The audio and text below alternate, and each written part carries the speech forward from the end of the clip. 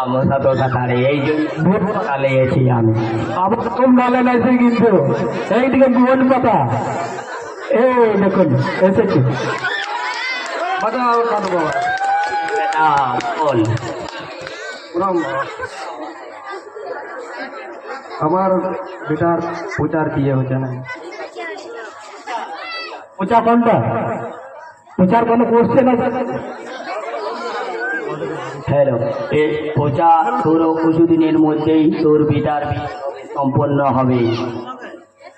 তার জন্য কি করতে হবে তার জন্য তোর ঘরে একদিন সত্যনারায়ণ ঠাকুরের পূজা করতে হবে রে।